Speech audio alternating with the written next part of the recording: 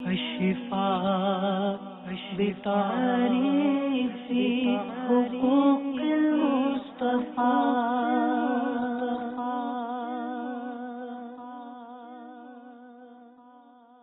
الحمد لله رب العالمين والصلاة والسلام على سيد الأنبياء والمرسلين. أما بعد فأعوذ بالله من الشيطان الرجيم. بسم الله الرحمن الرحيم. الصلاة والسلام عليك يا رسول الله وعلى آلك وأصحابك يا حبيب الله. الصلاة والسلام عليك يا نبي الله وعلى آلك وأصحابك يا نور الله.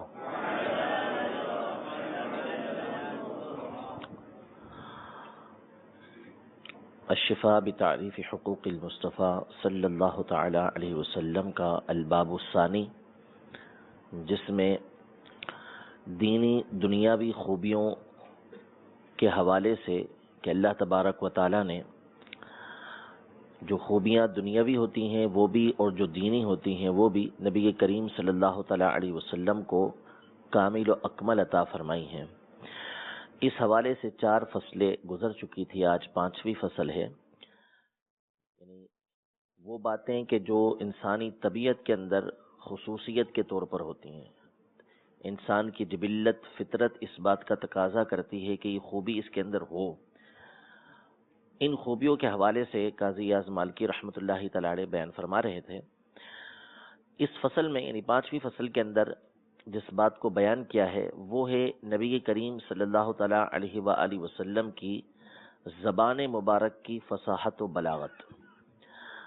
فصاحت کا جو عام آسان مفہوم ہے وہ یہ ہے کہ کلام میں جو الفاظ استعمال کیے جائیں وہ ایسے ہوں کہ جو سب کو سمجھ آ سکیں اور اس میں کسی طرح کی کوئی تنگی نہ ہو، ٹوٹ پھوٹ اس کے اندر نہ پائی جائے، نہ مانوی اعتبار سے، اور اچھے اور خوبصورت لفظ اس میں استعمال کیے جائیں. اور بلاغت کا مطلب ہوتا ہے کہ جیسا بندہ سامنے ہے، جیسا موقع ہے، اس کے حساب سے آپ لفظ استعمال کریں.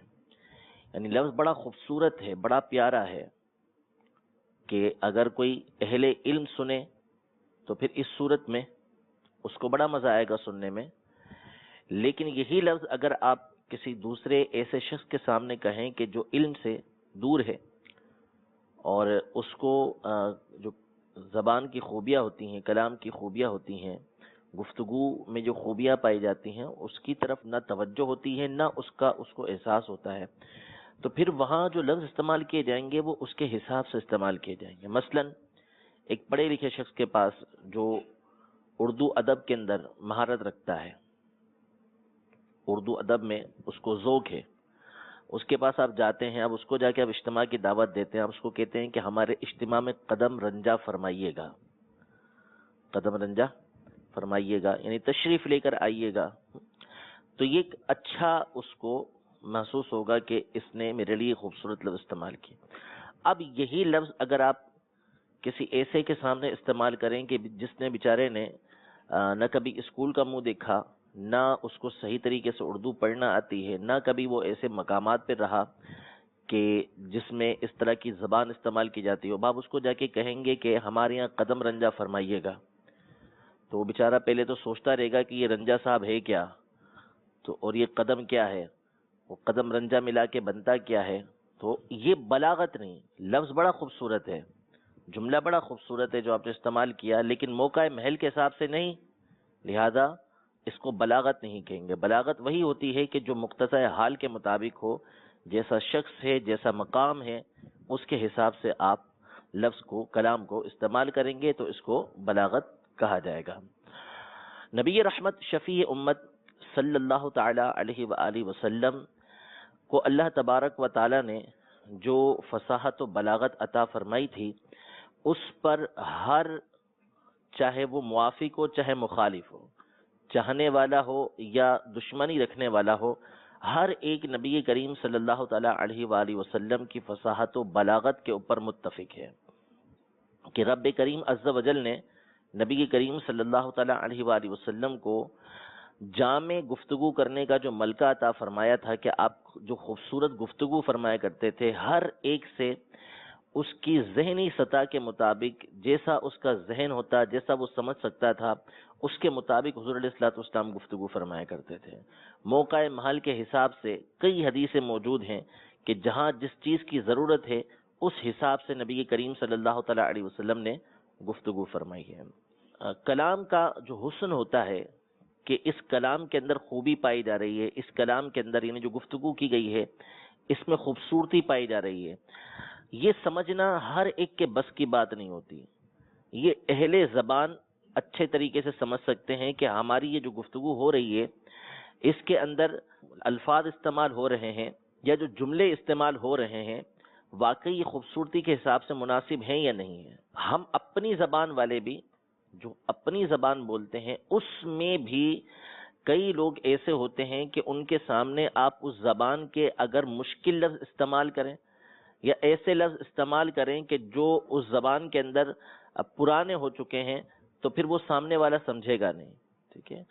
تو زبان کو جو سمجھنا ہے، زبان کی خوبی کو، اس کی خوبصورتی کو جو سمجھنا ہے وہ اہل زبان سمجھتے ہیں، اور ان میں سے بھی جو شاعر ہوتے ہیں، جو اچھی گفتگو کرنے والے ہوتے ہیں وہ زیادہ بہتر انداز میں سمجھتے ہیں۔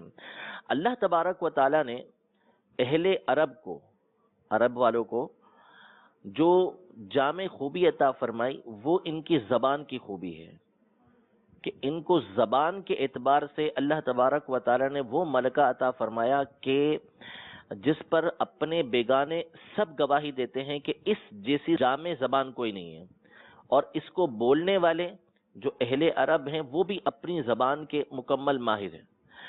علماء ارشاد فرماتے ہیں، معجزات کا جب تذکرہ کرتے ہیں، آگے معجزات کا باب بھی آئے گا، کہ اللہ تبارک و تعالی نے ہر نبی کو اس کے زمانے کے حساب سے معجزہ عطا فرمایا۔ ہر نبی کو اس کے زمانے کے حساب سے معجزہ خاص طور پر عطا فرمایا۔ جیسے موسیٰ علیہ السلام کے زمانے میں سحر کا، جادو کا بہت زیادہ زور تھا، تو موسیٰ علیہ السلام کو وہ معجزہ عطا فرمایا کہ جس کے ذریعے سے جادو اور معجزے میں فرق ہو جائے اور ان کے سامنے بات واضح ہو جائے کہ جو سامنے شخصیت ہے وہ اللہ تبارک و تعالیٰ کے نبی ہیں، تو ان کو اللہ تبارک و تعالیٰ نے ایسا معجزہ عطا فرمایا کہ ان کا جو عصا مبارک تھا، لاٹھی مبارک تھی، وہ سانپ میں تبدیل ہو جاتی تھی۔ تو جو سمجھتے تھے، جادوگر تھے، وہ سمجھ گئے کہ یہ جادو نہیں ہے، یہ واقعی اللہ تبارک و تعالیٰ کے نبی ہیں، کوئی جادوگر اس طرح کا کام نہیں کر سکتا۔ عیسیٰ علیہ السلام کے زمانے میں علماء فرماتے ہیں کہ طب کا بہت زیادہ زور تھا، میڈیکل کا بہت زیادہ زور تھا، اس میں بہت مہارت ہوتی تھی لوگوں کو۔ تو عیسیٰ علیہ السلام کو اللہ تبارک و تعالیٰ نے یہ معجزے عطا فرمائے کہ وہ ہاتھ لگا کر کوڑیوں کو ٹھیک کر دیتے تھے، مادرزاد اندھوں کو شفا دے دیتے تھے، آنکھیں دیتے تھے ان کو، جو مردہ ہوتا تھا اس کو زندہ کر دیا کرتے تھے۔ تو جو اس فن کے ماہر ہیں وہ سمجھ سکتے ہیں کہ یہ چیزیں عام طبیب نہیں کر سکتا، یہ اللہ تبارک و تعالیٰ کا نبی ہی کر سکتا ہے۔ اہل عرب کے بارے میں یہ ہے کہ وہ زبان کے اس قدر ماہر تھے کہ اپنے علاوہ دوسروں کو عجمی یعنی گونگا کہتے تھے، کہ ان کو تو بولنا ہی نہیں آتا، جیسا ہم بولتے ہیں ایسا یہ بول ہی نہیں سکتے۔ اور ان کے درمیان اعلیٰ شخص وہی کہلاتا تھا کہ جس کو زیادہ سے زیادہ زبان کے اندر مہارت حاصل ہو۔ ان کے مقابلے ہوتے تھے تو اسی چیز کے زیادہ تر مقابلے ہوا کرتے تھے، باقاعدہ حج کے ایام میں جمع ہو کر ان کا ہوتا ہی یہ سلسلہ تھا کہ یہ بڑے بڑے قصیدے لکھ کر لاتے اور اس کو جو جیتتا اس کے قصیدے جو وہ کعبے کے اوپر لٹکا دیے جاتے ہیں۔ اس طرح ان کے زبان کے حوالے سے یہ اپنی زبان پر بہت زیادہ فخر بھی کیا کرتے تھے اور اس پر عبور بھی رکھا کرتے تھے۔ اور یہ درس نظامی پڑھنے والے اگرچہ کہ تھوڑا بہت ہی پڑھیں لیکن اس بارے میں جانتے ہیں کہ ان کو کس قدر زبان کے اندر مہارت حاصل ہوا کرتی تھی۔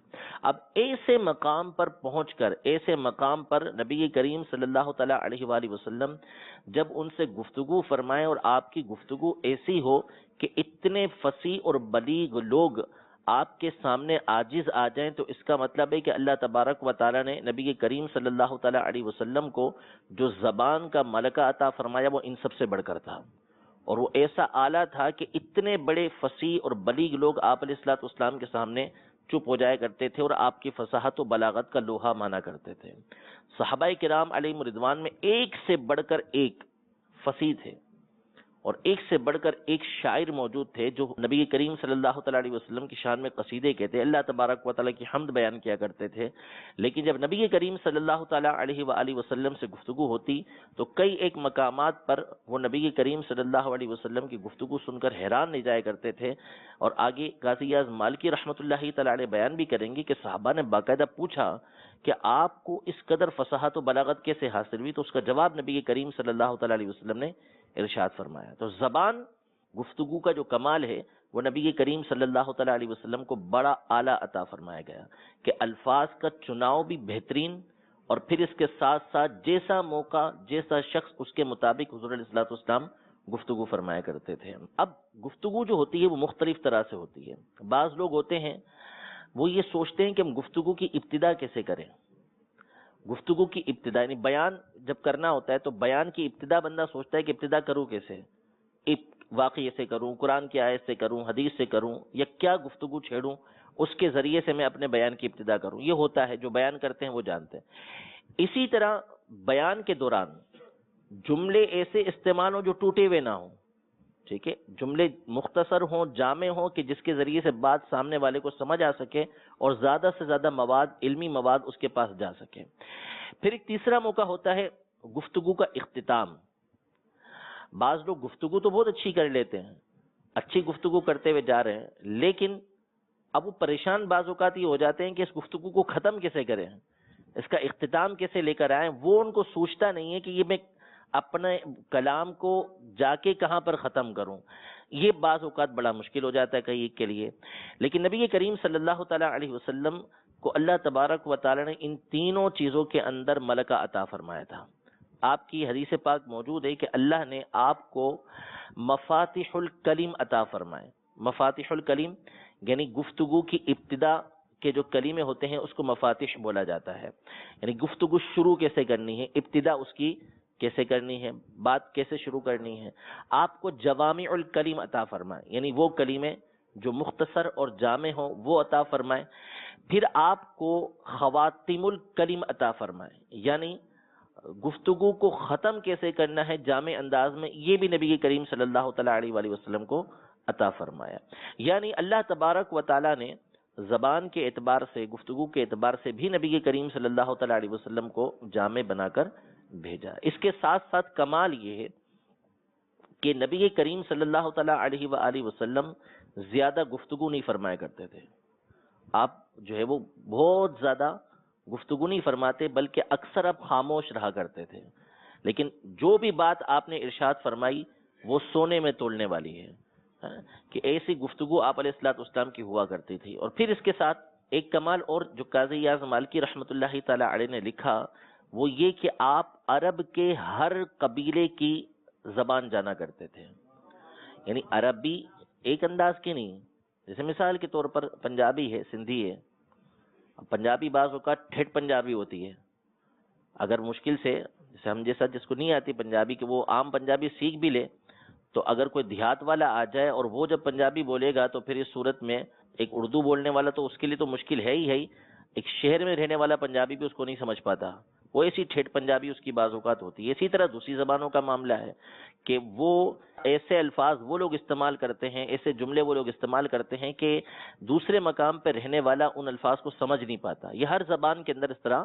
ہوتا ہے۔ اردو زبان ہے، اردو زبان میں بھی اگر آپ لکھنؤ وغیرہ کی زبان سنیں تو کئی ایسے جملے ہوں گے کہ جو ہم سوچتے رہ جائیں گے کہ یہ بولا کیا اس نے، کیونکہ وہ اس انداز کی گفتگو ہوتی ہے۔ تو نبی کریم صلی اللہ تعالیٰ علیہ وآلہ وسلم کے بارے میں قاضی اعظم مالکی رحمۃ اللہ تعالیٰ علیہ نے یہ لکھا کہ جو اہل عرب ہیں ان کی جتنے قبیلے تھے تمام کے تمام کی بولی نبی کریم صلی اللہ تعالیٰ علیہ وسلم جانتے تھے۔ یہ قاضی اعظم مالکی نے لکھا، اور ملا علی قاری رحمۃ اللہ تعالیٰ علیہ نے شرح الشفا کے اندر لکھا کہ حضور علیہ الصلوۃ والسلام کو ہر طرح کی زبان سکھائی گئی تھی، لیکن اس کے اخفاء کا حکم تھا، چھپانے کا حکم تھا کہ سب کے سامنے ان زبانوں میں گفتگو نہ کریں۔ اور مزید آگے بڑھیں تو سیدنا سلیمان علیہ نبینا و علیہ الصلوۃ والسلام کو اللہ تبارک و تعالی نے چرند و پرند کی بولیاں سکھائی تھیں، قرآن پاک کے اندر موجود ہے کہ اللہ تبارک و تعالیٰ نے ان کو پرندوں کی بولیاں عطا فرمائی کہ وہ سمجھ سکتے تھے. اور امام شافعی رحمۃ اللہ تعالیٰ علیہ فرماتے ہیں کہ جس نبی کو جو معجزہ دیا گیا اس کی مثل یا اس سے بڑھ کر ہمارے آقا علیہ الصلوۃ والسلام کو معجزہ دیا گیا. تو سیدنا سلیمان علیہ نبینا و علیہ الصلوۃ والسلام کا معجزہ بہت بڑا کہ وہ پرندوں کی زبان سمجھا کرتے تھے، لیکن ہمارے آقا علیہ الصلوۃ والسلام پرندوں جانوروں کی زبان تو الگ بات ہے کہ آپ کے واقعات موجود ہے کہ جانوروں نے آپ کی بارگاہ میں آ کے فریاد کی، آپ بے جان چیزوں کی بولی بھی سمجھا کرتے تھے. پتھر جو اس زمانے میں کہ جب آپ نے ابھی نبوت کا اعلان نہیں کیا تھا، جو آپ کو سلام کیا کرتا تھا، حضور علیہ الصلوۃ والسلام نے فرمایا کہ میں اس پتھر کو بھی جانتا ہوں. وہ سلام کرتا تھا، درخت آیا، درخت نے آ کے حضور علیہ الصلوۃ والسلام کا طواف کیا، سجدہ کیا، حضور نے اس سے گفتگو کی. انشاءاللہ معجزات کے اندر آئے گا کہ وہ درخت آیا، عربی کے کہنے پر حضور نے فرمایا کہ اس کو بلا لو، معجزہ دیکھنا ہے نا، بلا لو درخت کو. تو وہ درخت آیا تو حضور سے گفتگو کرنا شروع کر دی اس درخت نے. تو وہ صحابی عربی جو تھے انہوں نے کہا کہ اس کو واپس بھیج دیں، کیونکہ یہ گفتگو نہ کرے، میں گفتگو کروں آپ سے. تو درخت ہو، پتھر ہو، کوئی چیز ہو، ہر چیز کی بولی نبی کریم صلی اللہ تعالی علیہ وسلم جانتے ہیں، اس لیے کہ آپ کی رسالت یہ ہر چیز کو عام ہے. رسالت ہر چیز کو عام ہے. آپ انسانوں کی طرف بھی، جنات کی طرف بھی، ہر شے کی طرف رسول بنا کر بھیجے گئے ہیں، ہر زبان کو جانتے ہیں. یہاں قاضی یاز مالکی رحمۃ اللہ تعالی علیہ نے جو گفتگو فرمائی ہے، ایک یہ بات ارشاد فرمائی کہ حضور علیہ الصلوۃ والسلام نے صرف صحابہ کرام علیہم رضوان جو حجاز کے رہنے والے تھے، یعنی مکہ مکرمہ، مدینہ منورہ اور جو قریب قریب کے علاقے تھے، ان سے جو آپ کی گفتگو تھی وہ تو الگ ہے. اس کے علاوہ یمن وغیرہ کی طرف جو بولی تھی وہ جدا تھی، حضرموت وغیرہ ان کے علاقے، ان کی بولی الگ تھی. لیکن جب یہ لوگ بھی بارگاہ رسالت میں حاضر ہوئے تو نبی کریم صلی اللہ تعالی علیہ وسلم نے ان کی زبان میں ان سے گفتگو کی، اور ان کو جو خط لکھے نبی کریم صلی اللہ علیہ وسلم نے، احکام لکھے، وہ قاضی یاز مالکی رحمۃ اللہ تعالی علیہ نے یہاں پہ ذکر کیے ہیں کہ جو حضور علیہ الصلوۃ والسلام نے ان کو لکھ کر بھیجا، یعنی صحابہ کرام علیہ رضوان کو حکم دیا کہ یہ لکھتے چلے جائیں، وہ ان کی زبان کے اندر تھے. عربی تھی لیکن زبان، الفاظ ان کے تھے. اور ان میں سے بعض سے گفتگو کی تو انہوں نے کہا کہ حضور تو ہماری زبان میں ہم سے گفتگو فرما رہے ہیں. یعنی دوسرے صحابہ آتے، دوسرے صحابہ سے ملاقات ہوتی تو وہ اپنی زبان بولتے یا اپنی زبان بولتے، ایک دوسرے کی باتوں کو سمجھ لیتے ہیں. زبان میں تھوڑا سا اختلاف ہو تو ایک دوسرے کی باتوں کو سمجھا جاتا ہے، لیکن بولنا مشکل ہوتا ہے. بولنا مشکل ہوتا ہے. بات سمجھی جا سکتی ہے، بعض اوقات کوئی سندھی نہیں بول سکتا، پنجابی نہیں بول سکتا، لیکن کئی ایسے ہوتے ہیں کہ اس کو سمجھ لیتے ہیں. تو سمجھنا الگ چیز ہوتا ہے، لیکن گفتگو کرنا ایک الگ چیز ہوتا ہے. تو صحابہ کرام علیہ رضوان میں سے بعض جب ایسے علاقوں سے آئے تو حضور نے ان سے ان کی زبان میں گفتگو کی تو وہ خود کہہ اٹھے کہ رسول اللہ صلی اللہ تعالیٰ علیہ وآلہ وسلم نے ہم سے ہماری زبان میں گفتگو کی ہے.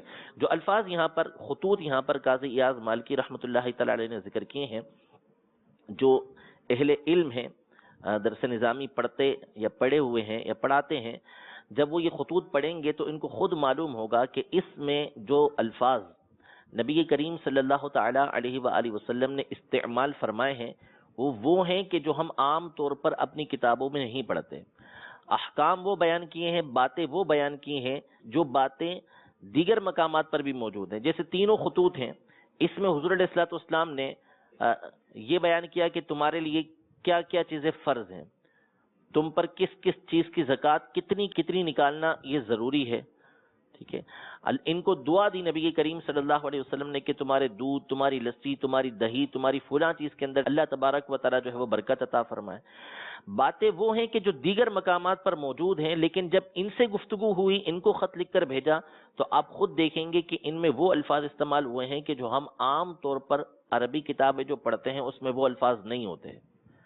اور ملا علی قاری رحمۃ اللہ تعالی علیہ نے شرح الشفا کے اندر فرمایا کہ یہ ایسے الفاظ ہیں کہ جب عام عربی اس کو پڑھتا ہے تو اس کو پڑھنے میں بھی مشکل پیش آتی ہے، پڑھنے میں بھی مشکل پیش آئے گی. کیونکہ وہ اس کی زبان نہیں.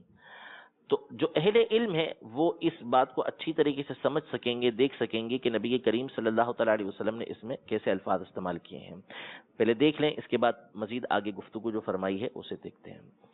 فرماتے ہیں قاضی یاز مالکی رحمۃ اللہ تعالی علیہ: وَأَمَّا فَصَاحَةُ اللِّسَانِ وَبَلَاغَةُ الْقَوْلِ فقد كان صلى الله تعالى عليه وسلم من ذلك بالمحل الأفضل الأعلى والموضع الذي لا يجهل ثلاثة طبع وبراعة منزع وإيجاز مقطع ونساعة لفظ وجزالة قول وصحة معنى وقلة تکلف. اچھا، اب ایک بات، قلت تکلف. بعض اوقات ہوتا ہے آدمی گفتگو بڑی اچھی کرتا ہے لیکن اس کو تکلف کرنا پڑتا ہے. وہ سوچے گا کہ میں یہ جملہ بناؤں، جملہ بنائے گا پھر کرے گا، اور ایک ہوتا ہے بلا تکلف نکلنا. تو نبی کریم صلی اللہ علیہ وسلم کو تکلف کی حاجت نہیں ہوتی تھی کہ جملہ سوچیں پھر اس کے بعد بولیں، ایسا نہیں ہوتا تھا. اوتیا جوامع الکلم وخص ببدائع الحکم وعلم السنة العرب فكان يخاطب كل أمة منها بلسانها ويحاورها بلغتها ويباريها في منزع بلاغتها حتى كان كثير من أصحابه يسألونه في غير موطن عن شرح كلامه وتفسير قوله. من تأمل حديثه وسيره علم ذلك وتحققه، وليس كلامه مع قريش والأنصار وأهل الحجاز ونجد ككلامه مع ذي المشعار الهمداني والتهفة النهدي وقطن بن حارث العليمي والعشعث بن قيس ووائل بن حجر الكندي وغيرهم من اقیال حضرموت وملوک الجمن. یعنی حضور کا کلام، جیسا کہ میں نے عرض کیا، آپ سمجھ سکتے ہیں کہ جو ان افراد کے ساتھ ہوا، یعنی ذی المشعار الحمدانی، تحفہ النہدی، قطن بن حارث العلیمی، الاشعث بن قیس، وائل بن حجر، یہ افراد حضرموت اور یمن وغیرہ سے آئے تھے. تو ان سے جس انداز میں نبی کریم صلی اللہ علیہ وسلم نے گفتگو کی وہ اس سے بالکل جدا تھا جو آپ قریش کے ساتھ، انصار کے ساتھ، اہل حجاز وغیرہ کے ساتھ کیا کرتے تھے. کلام ویسا نہیں تھا. پھر اس کے بعد قاضی اعظم مالکی نے یہاں پر 3 خطوط ذکر کیے ہیں جس کا خلاصہ میں عرض کر چکا، کہ جس میں یہ فرمایا کہ فلاں فلاں چیز تمہارے لیے ہے، اور اس میں مثلاً اونٹ کے اندر تمہارے لیے اتنی زکوٰۃ ہے، بکریوں میں تمہارے اوپر اتنی زکوٰۃ ہے، جو کلمہ پڑھے گا وہ مومن ہے، جو نیکی کرے گا وہ بھلائی کرنے والا ہے. ان باتوں کو ذکر کیا ہے. اس کا خلاصہ میں نے ذکر کر دیا. اب عبارت دیکھ لیجئے. فرماتے ہیں وانظر کتابہ الی حمدان ان لکم فراعها ووہاطها وازارها تأکلون علافها وترعون عفاءها لنا من دفئهم وصرامهم ما سلموا بالمیثاق والامانة ولهم من الصدقة السلب والناب والفصيل والفارد الداجن والكبش الحواري وعليهم فيها الصالغ والقارح. اب یہ الفاظ استعمال فرمائے ہیں جو عام طور پہ استعمال نہیں ہوتے. یہ سارے اونٹوں وغیرہ کے نام ہیں جس کو ہم عام طور پہ یہ الفاظ نہیں پڑھتے. ہم تو جو الفاظ حضرت انس رضی اللہ تعالی عنہ کو خط لکھ کر نبی کریم صلی اللہ تعالی علیہ وآلہ وسلم نے بھیجا تو اس میں ذی مخاض، ذی لبون، حقہ، یہ الفاظ عام طور پر استعمال ہوتے ہیں، لیکن ان کی جگہ نبی کریم صلی اللہ تعالی علیہ وسلم نے دیگر الفاظ استعمال کیے ہیں. لبن کا لفظ ہمارے یہاں استعمال ہوتا ہے، ٹھیک ہے، یہ الفاظ ہوتے ہیں، لیکن یہ اہل یمن کی زبان ہے جو نبی کریم صلی اللہ علیہ وسلم نے ان کے مطابق استعمال فرمائی ہے.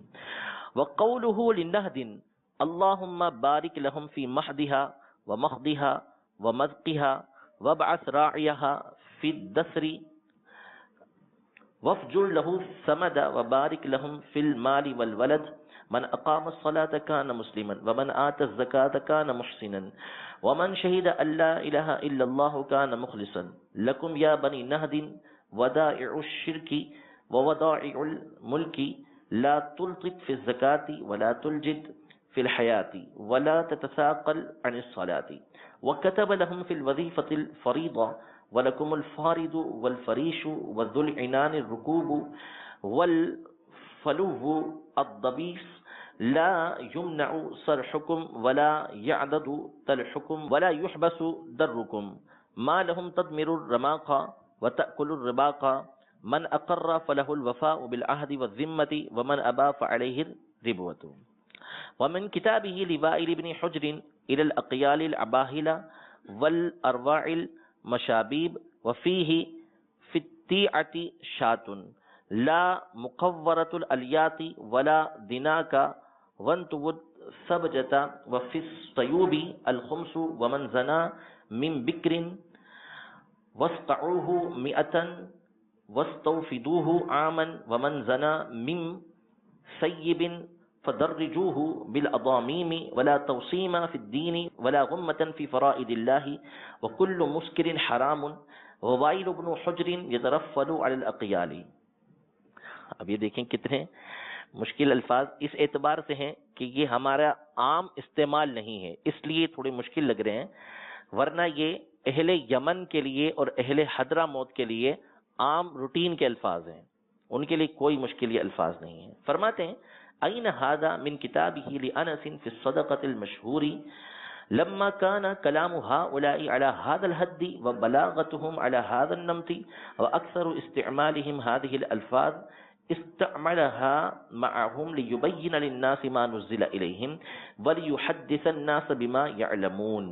یعنی یہ جو کلام ہے یہ حضرت انس کو حضور علیہ الصلوۃ والسلام نے جو لکھوایا تھا وہ ایسا کلام کا ہے، اس کلام کا اسلوب بالکل جدا ہے، اس کلام کا انداز بالکل جدا ہے. لیکن کیوں کیا؟ اس لیے کیا کہ یہ ان کا انداز تھا. اگر ان سے اہل عرب کے عام انداز میں گفتگو کی جاتی تو پھر ان کو سمجھ نہیں آتا، ان کے لیے ان الفاظ کے اندر سمجھنا زیادہ آسان تھا. تو چونکہ ان کے سامنے احکام شرع بیان کرنے تھے تو نبی کریم صلی اللہ علیہ وسلم نے انہی کے الفاظ میں اس کو بیان فرمایا. پھر مزید کچھ باتیں ذکر کی. فرماتے ہیں کہ قوله فی حدیث عطیۃ السعدی فإن اليد العليا هي المنطية واليد السفلى هي المنطاة. عام طور پہ جو الفاظ استعمال ہوتے ہیں الید العلیا کہ جو دینے والا ہاتھ ہے وہ اوپر ہوتا ہے اور لینے والا ہاتھ یہ نیچے ہوتا ہے. الید العلیا خیر، جو اوپر والا ہاتھ ہے وہ بہتر ہوتا ہے. یہاں پر ان کے الفاظ ہیں کہ دینے والا ہاتھ منطیہ یعنی دینے والا یہ ہاتھ اوپر ہوتا ہے اور لینے والا ہاتھ یہ نیچے ہوتا ہے. ٹھیک ہے، تو اس پر جب حضرت عطیہ سعدی سے ہی گفتگو کی تو ان کے الفاظ یہ تھے فکلمنا رسول اللہ صلی اللہ تعالی علیہ وسلم بلغتنا، یعنی حضور صلی اللہ تعالی علیہ وسلم نے ہم سے ہماری لغت کے اندر ہی گفتگو فرمائی. وقوله في حديث العامري حين سأله فقال له النبي صلى الله عليه وسلم سل عنك أي سل عما شئت وهي لغة بني عامر. یعنی بنی عامر کے افراد آئے اور انہوں نے آپ علیہ الصلوۃ والسلام سے سوال کرنا چاہا تو حضور نے فرمایا سل عنک. تو اب یہ عام طور پہ جب قریش سے، انصار سے، اہل حجاز سے گفتگو ہوگی تو اس میں الفاظ ہوں گے کہ سل عما شئت، سل عما شئت، جو چاہے پوچھ. لیکن ان کے لیے جو لفظ استعمال کیے سل عنک، جو ان کی لغت کے اندر استعمال ہوتے تھے. ٹھیک، یہ ہو گئی بات جو اہل یمن یا دیگر قبیلوں کے ساتھ نبی کریم صلی اللہ تعالی علیہ وسلم نے گفتگو فرمائی. اب رہا جو خود نبی کریم صلی اللہ تعالی علیہ وآلہ وسلم کی عام روزمرہ کی گفتگو تھی، جو صحابہ کرام علیہم رضوان قریش کے، انصار کے تھے، ان سے جو گفتگو ہوتی تھی اس پر تو قاضی اعظم مالکی فرماتے ہیں کہ اس پر تو بڑی بڑی کتابیں لکھی گئی ہیں. نبی کریم صلی اللہ تعالی علیہ وسلم کی کلمات کو جمع کرنے کے لیے، آپ کے مبارک الفاظ کو جمع کرنے کے لیے بڑی بڑی کتابیں لکھی گئی ہیں. علماء نے اس کو مختلف انداز میں جمع کیا ہے. یعنی حدیثوں کی کتابیں اگر آپ شمار کرنا چاہیں تو اتنی لکھی گئی ہیں کہ جن کا شمار نہیں کیا جا سکتا. مختلف انداز میں علماء نے کتابیں لکھی ہیں. کسی نے صحیح حدیثیں جمع کی تو کسی نے مسند حدیثیں، یعنی صحابہ کرام علیہم رضوان ایک صحابی لیے جیسے سیدنا ابوبکر صدیق رضی اللہ تعالی عنہ اور ان کی ساری حدیثیں ایک جگہ پر جمع کر دی. پھر عمر فاروق رضی اللہ تعالی عنہ سے جو حدیثیں مروی تھیں وہ لیں اور ساری ایک جگہ جمع کر دی.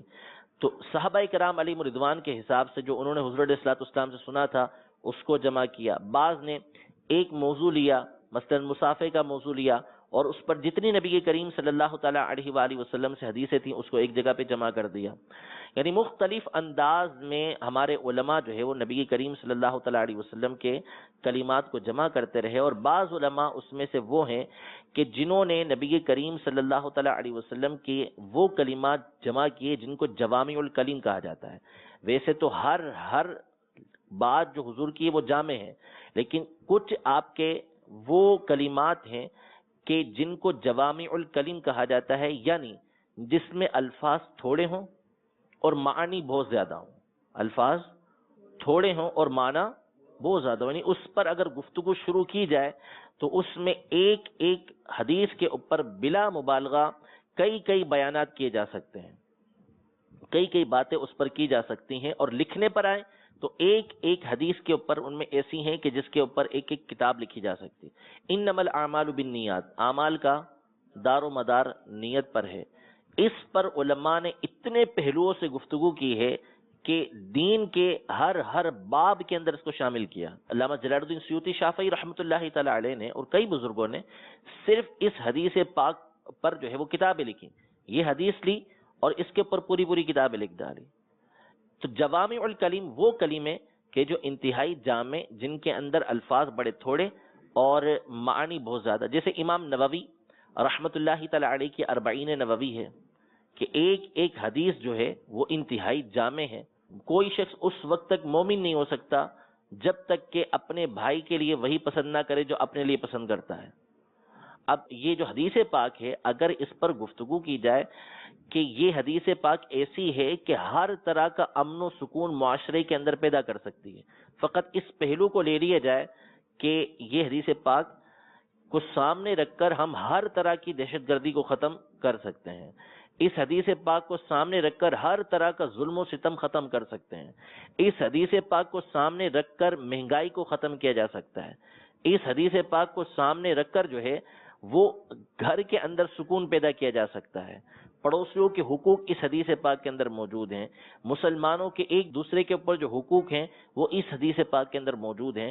تو جس کا جتنا زیادہ اس پر ذہن چلتا ہے بولنے کے اعتبار سے، لکھنے کے حساب سے، وہ اس حدیث پاک کی اتنی ہی زیادہ شرح کر سکتا ہے. بات کتنی ہے کہ لا یؤمن احدکم حتی یحب لاخیہ ما یحب لنفسہ، کہ تم میں سے اس وقت تک کوئی شخص کامل مومن نہیں ہو سکتا جب تک کہ اپنے بھائی کے لیے وہ چیز پسند نہ کرے جو اپنے لیے پسند کرتا ہے.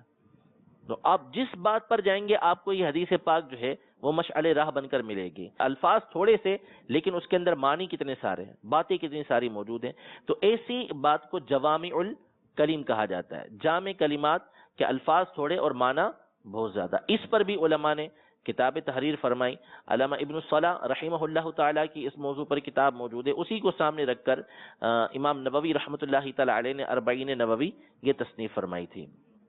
یہاں پر قاضی اعظم مالکی رحمۃ اللہ تعالیٰ علیہ نے تقریباً 21 حدیثیں ذکر کی ہیں، صرف مثال کے طور پر، کہ اس مثال کو سامنے رکھیں اور اس کے ذریعے دیکھیں کہ نبی کریم صلی اللہ تعالیٰ علیہ وسلم کتنی جامع گفتگو فرمایا کرتے تھے. آپ اس کی تشریح میں جاؤں گا، ہر حدیث پاک کے بارے میں بیان کروں گا تو پھر یہ 21 حدیثیں یہ 21 بیان کا تقاضا کریں گی کہ ہر حدیث پر جو ہے وہ اگر گفتگو شروع کی جائے گی تو اس کے لیے الگ الگ ایک بیان کرنا پڑے گا. تو صرف وہ الفاظ اور ان کے معنی جو ہے وہ میں آپ کے سامنے ذکر کرنے کی کوشش کرتا ہوں.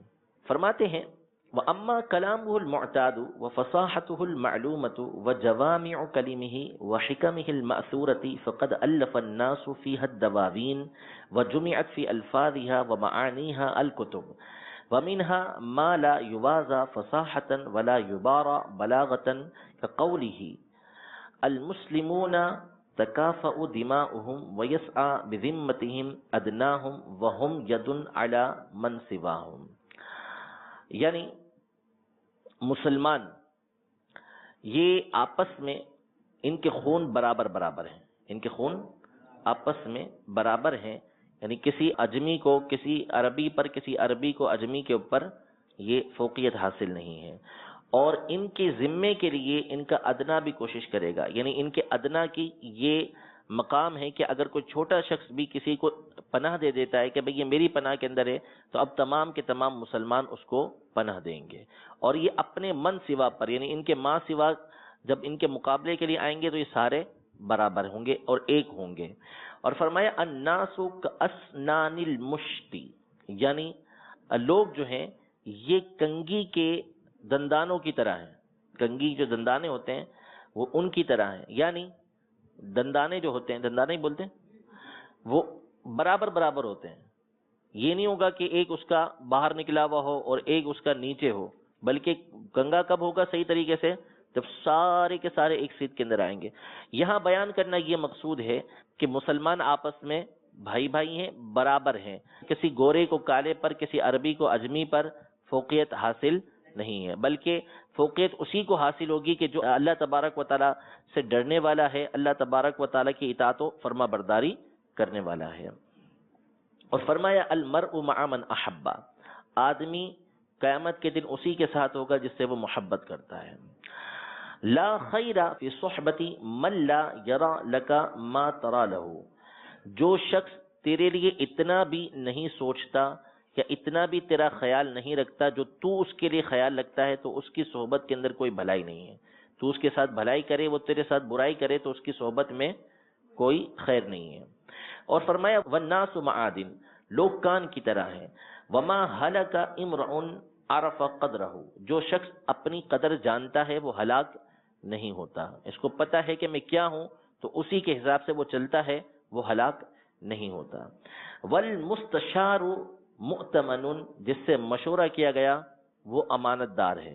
یعنی جس سے مشورہ کیا گیا کسی بات کا کہ میں یہ کام کروں یا نہ کروں، یا آپ اس حوالے سے مجھے کیا مشورہ دیتے ہیں، تو اب جس سے مشورہ لے رہا ہے اس کے پاس وہ امانت ہے، وہ اس کو آگے کسی دوسرے کو نہیں پہنچائے گا. وَهُوَ بِالْخِيَارِ مَا لَمْ يَتَكَلَّمْ، آدمی اس وقت تک مختار رہتا ہے، اختیار میں رہتا ہے جب تک کہ گفتگو نہ کرے. جہاں زبان سے بات نکلی، دوسرے نے سن لی، اب اس کے اندر اختیار نہیں رکھتا. رحم اللہ عبدا قال خیرا فغنم او سکت فسلم، یعنی اللہ اس بندے پر رحم فرمائے کہ جو گفتگو کرتا ہے تو ایسی گفتگو کرتا ہے کہ اس سے فائدہ حاصل کرتا ہے، اور خاموش رہتا ہے تو سلامتی میں رہتا ہے.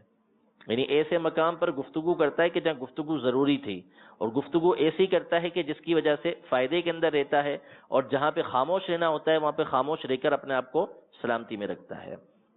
وقوله اسلم تسلم واسلم یؤتک اللہ اجرک مرتین، یعنی یہ ہرقل سے، بادشاہ سے کہا تھا کہ تو اسلام لیا تو سلامتی کے اندر رہے گا، یعنی تیرا ملک بھی سلامتی میں رہے گا اور آخرت میں بھی سلامتی میں رہے گا. اور اگر تو اسلام لے آئے گا تو تجھے دگنا اجر ملے گا، تجھے دگنا اجر ملے گا، یا تو اہل کتاب ہونے کی وجہ سے، یا پھر یہ کہ تو اسلام لے کر آئے گا تو تیرے اسلام لانے کی وجہ سے تیری رعایا بھی اسلام لے آئے گی.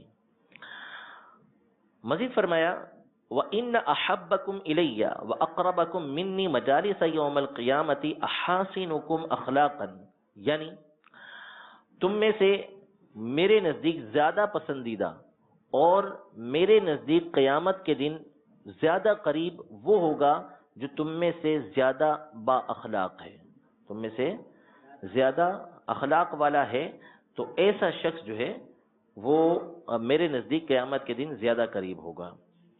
مزید فرمایا المتوطئون اکنافا الذین یألفون ویؤلفون، یعنی عاجزی کرنے والے وہ لوگ ہیں کہ جو لوگوں سے محبت کریں اور لوگ ان سے محبت کریں. وقوله لعله كان يتكلم بما لا يعنيه ويبخل بما لا يغنيه، یعنی ایک شخص کا انتقال ہو گیا، شہید ہو گیا وہ ایک غزوے کے اندر، تو اس کی ماں نے کہا کہ تجھے جنت کی بشارت ہو. تو یہ اب آخرت کا معاملہ تھا، غیب کا معاملہ تھا، اور اس نے گفتگو کی تو حضور نے اس سے روکا اور یوں فرمایا کہ شاید اس نے کوئی ایسی بات کی ہو کہ جو لا یعنی ہو، یعنی ایسی گفتگو کی جو نہیں کرنی چاہیے تھی، تو ہو سکتا ہے اس پر اس کی پکڑ ہو جائے، یا اس نے اس چیز کے اندر بخل کیا تھا کہ جس میں بخل اس کو کرنا نہیں چاہیے تھا، جو اس کو غنی کرنے والی نہیں، تو ہو سکتا ہے ایسا کام اس نے کر لیا ہو اور اس کی وجہ سے اس کی پکڑ ہو جائے. وَقَوْلُهُ ذُو الْوَجْهَيْنِ لَا يَكُونُ عِنْدَ اللَّهِ وَجِيهًا، جو ایک منہ ادھر رکھتا ہے ایک منہ ادھر رکھتا ہے، دو منہ والا ہے، یعنی اس سے کچھ کہتا ہے اس سے کچھ کہتا ہے، اللہ کے نزدیک اس کا کوئی مقام و مرتبہ نہیں ہے. وَنَهْيُهُ عَنْ قِيلَ وَقَالَ وَكَثْرَةِ السُّؤَالِ وَإِضَاعَةِ الْمَالِ وَمَنْعِ وَهَاتِ وَعُقُوقِ الْأُمَّهَاتِ وَوَعْدِ الْبَنَاتِ، یعنی نبی کریم صلی اللہ علیہ وسلم نے قیل و قال سے منع کیا، فضول گفتگو سے منع کیا، بہت زیادہ سوالات کرنے سے منع کیا، مال کو ضائع کرنے سے منع کیا، ایسی چیز جو عام روزمرہ کے استعمال کی ہو، معمولی چیز ہو، اس کو روکنے سے منع کیا، ماں کی نافرمانی کرنے سے منع کیا، اور زندہ بچیوں کو درگور کرنے سے منع کیا. اور یہ فرمایا وقوله اتق الله حيث ما كنت واتبع السيئة الحسنة تمحها وخالق الناس بخلق حسن وخير الامور اوساطها، یعنی جہاں کہیں ہو، لوگوں کے سامنے ہو یا تنہائی کے اندر ہو، اللہ سے ڈرتے رہو، بڑی جامع بات ہے۔ اور جب کوئی گناہ ہو جائے تو اس کے ساتھ ہی نیکی کرو، وہ نیکی اس گناہ کو مٹا دے گی۔ اور لوگوں کے ساتھ اچھے اخلاق کے ساتھ پیش آؤ، اور بہترین کام وہ ہوتے ہیں کہ جو درمیانے ہوں، نہ اس میں زیادتی ہو نہ اس میں کمی ہو، بلکہ اوسط درجے کا، درمیانی درجے کا وہ کام ہو۔ اور فرمایا کہ احبب حبیبک ہون ما عسى ان یکون بغیضک یوم ما، کہ جس سے محبت کر رہے ہو ایک اعتدال کے اندر ہو، اللہ اور اس کے رسول کے علاوہ جس سے محبت کر رہے ہو اس سے ایک اعتدال کے اندر رہو، کہ اس کو اپنے راز بتا رہے ہو، اپنے راز بتا رہے ہو سکتا ہے کہ کسی دن وہ تمہارا دشمنی بن جائے، اب پچھتاتے رہو کہ اس کو میں نے کیا کیا بتایا ہوا اور آج میری اس سے دشمنی ہو گئی ہے۔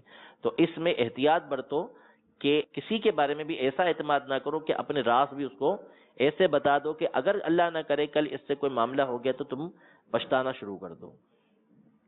فرمایا الظلم ظلمات یوم القیامہ، ظلم قیامت کی اندھیروں میں سے ایک اندھیرا ہے۔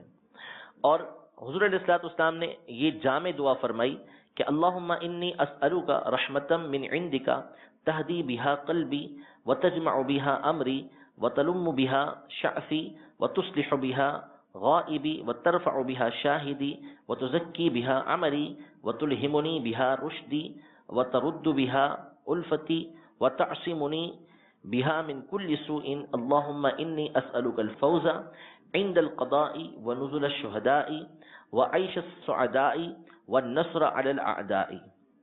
یہ دعا فرمائی نبی کریم صلی اللہ علیہ وسلم نے مختلف چیزوں کی۔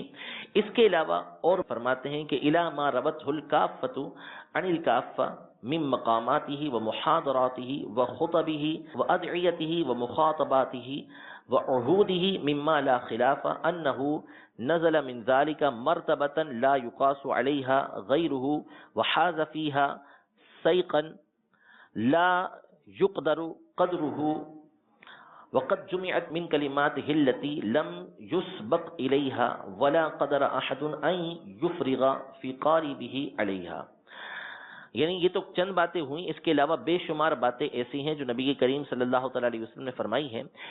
مزید ایک بات اس حوالے سے یہاں پر ذکر کرتے ہیں، اس کو ذکر کرنے سے پہلے میں ایک جامع بات حضور علیہ الصلوۃ والسلام کی اس حوالے سے مزید عرض کرتا چلوں کہ آپ مختلف احادیث طیبہ کے اندر دیکھتے ہیں، جیسا کہ بخاری پڑھتے ہوئے اس کی شرح بھی آتی ہے کہ حضور علیہ الصلوۃ والسلام سے مختلف مواقع پر مختلف سوالات کیے گئے کہ ای الاسلام خیر، بہتر اسلام کون سا ہے؟ تو کبھی آپ نے فرمایا اطعام الطعام، کھانے کا کھلانا، کبھی آپ نے فرمایا کہ تقری السلام، سلام کو عام کرنا، افشاء السلام، سلام کو عام کرنے کا حکم دیا، اور کھانا کھلانا، مہمان نوازی کرنا، کہیں کلمہ پڑھنا اس کو افضل قرار دیا، حج مبرور کو افضل قرار دیا۔ اس میں نبی کریم صلی اللہ تعالی علیہ وآلہ وسلم کی جو فصاحت و بلاغت کا ایک معنی بیان کیا گیا، وہ یہ بیان کیا گیا کہ آپ علیہ الصلوۃ والسلام سے جب کسی نے سوال کیا تو سوال کرنے والے کی حیثیت کو اور اس کے معاملے کو حضور علیہ الصلوۃ والسلام جانتے تھے۔ اب یہ سوال کر رہے ہیں، ان کے اندر یہ کمی پائی جاتی ہے کہ یہ لوگوں کو سلام نہیں کرتے، یہ سلام نہیں کرتے۔ انہوں نے سوال کیا تو ان کے اندر جو ہے وہ کھانا کھلانے کے حوالے سے بخل پایا جاتا ہے۔ اب ان کو یہ ارشاد فرمایا کہ تم سلام کو عام کرو، افضل عمل کیا ہے تمہارے لیے؟ سلام کو عام کرنا۔ یعنی ان کے لحاظ سے افضل کام کیا ہوگا جو ان کے نفس کے اوپر گرا ہے، بھاری ہے، جو یہ نہیں کرتے وہ یہ ہے کہ سلام کو عام کریں، اور یہ پہلے ہی سے سلام کو عام کرتے ہیں، تو ان کو سلام کے بارے میں نہیں بلکہ ان کا معاملہ دوسرا تھا، تو اس کے بارے میں فرمایا کہ یہ کام کریں۔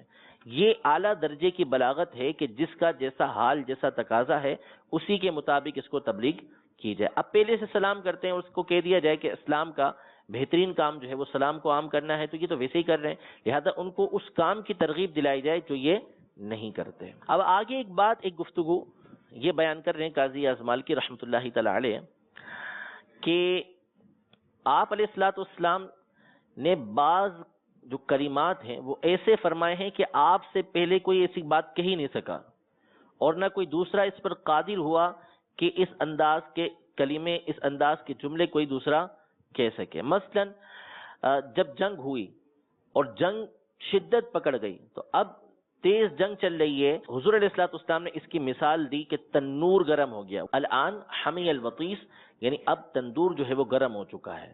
یہ ایک مثال بیان کی کہ اب جنگ جو ہے وہ بہت تیز ہو چکی ہے، جس طرح تندور کے اندر روٹیاں بنائی جاتی ہیں تو دمادم پکتی چلی جاتی ہیں، تو اسی طریقے سے اب جنگ کیا ہو چکی ہے، تیز ہو چکی ہے۔ وَمَاتَ حَتْفَ أَنْفِهِ، وہ شخص اپنی طبعی موت مرا، اپنی طبعی موت مرا، یہ پھر عام ہو گیا۔ وَلَا يُلْدَغُ الْمُؤْمِنُ مِنْ حُجْرٍ مَرَّتَيْن، مسلمان جو ہے، مومن جو ہے، ایک سوراخ سے 2 مرتبہ نہیں ڈسا جاتا۔ یہ حضور علیہ الصلوۃ والسلام سے پہلے کسی نے مثال بیان نہیں کی۔ اور فرمایا وَالسَّعِيدُ مَنْ وُعِظَ بِغَيْرِهِ، کہ سعادت مند وہ ہے جو دوسرے کے حال سے عبرت حاصل کرے، دوسرے کے حال سے عبرت حاصل کرے۔ پچھلی قوموں کے حالات تم سنتے ہو تو اس کو سن کر عبرت حاصل کرو۔ کسی کو غلط کام کرتے ہوئے دیکھا اور اس پر کوئی سزا ہوئی ہے تو اس سے عبرت حاصل کر لو اور تم اس کام سے بچ جاؤ۔ یہ حضور علیہ الصلوۃ والسلام ہی کا فرمان ہے، کسی دوسرے کا نہیں۔ صحابہ کرام علیہم رضوان نے نبی کریم صلی اللہ تعالی علیہ وآلہ وسلم سے سوال کیا۔ فرماتے ہیں قاضی اعظم مالکی فی اخواتها ما يدرك الناظر العجب فی مضمنها ويذهب بها الفکر فی ادانی حکمها، وقد قال له اصحابه صلی اللہ تعالی علیہ وسلم ورضی اللہ تعالی عنہم ما رأینا الذی هو افصح منک۔ یعنی اس طرح کی بہت ساری باتیں جب نبی کریم صلی اللہ علیہ وسلم سے سنی تو صحابہ کرام علیہ رضوان نے عرض کی کہ یا رسول اللہ صلی اللہ علیہ وسلم، ہم نے آپ سے زیادہ کوئی فصیح دیکھا نہیں، وجہ کیا ہے؟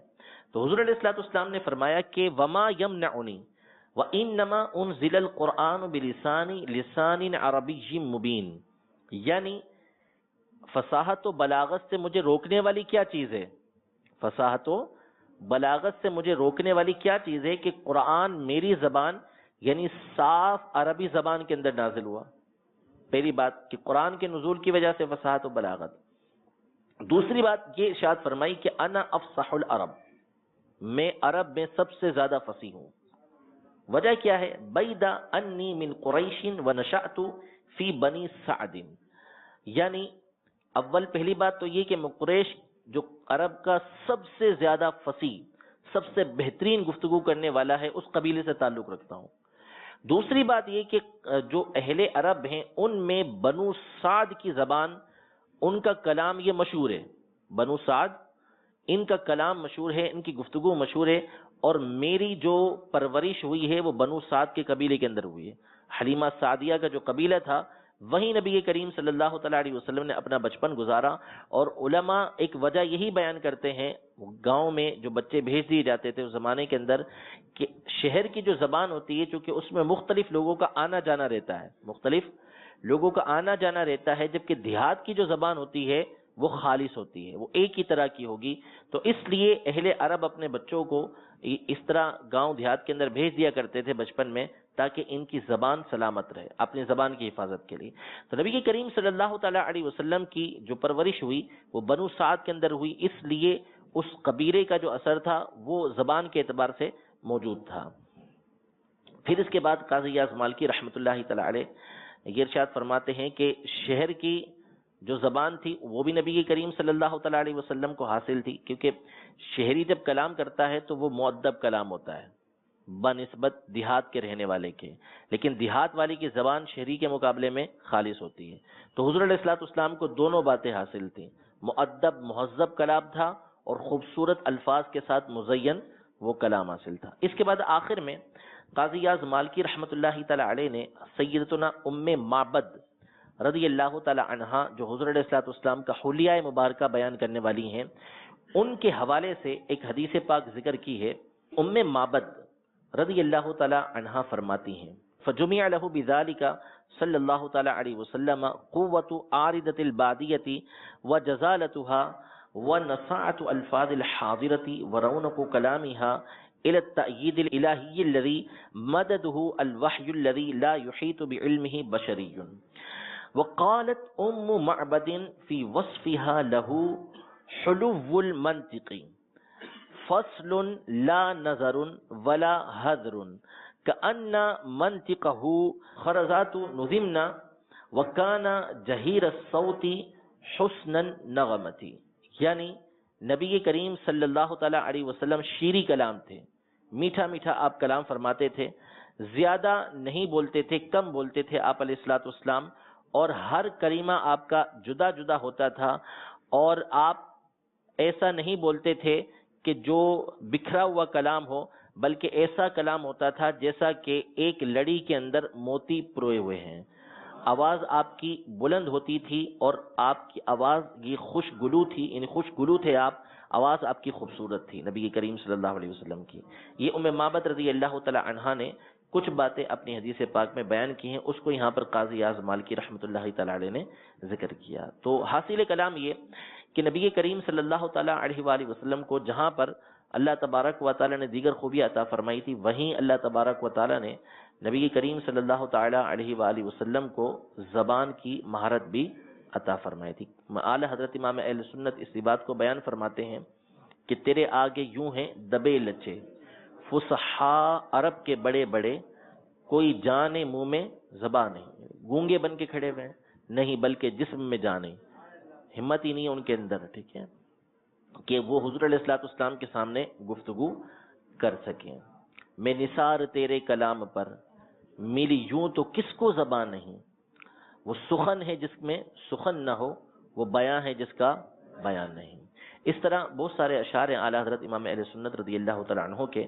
اللہ تبارک و تعالی نبی کریم صلی اللہ تعالی علیہ وسلم کے مبارک کلمات پر ہمیں عمل کی توفیق عطا فرمائے، اور کل بروز قیامت حضور علیہ الصلوۃ والسلام کی زبان مبارک سے اللہ تبارک و تعالی ہمیں شفاعت کا مژدہ بھی نصیب فرمائے. آمین بجاہ النبی الامین صلی اللہ تعالی علیہ وآلہ وسلم. الشفاء بتعريف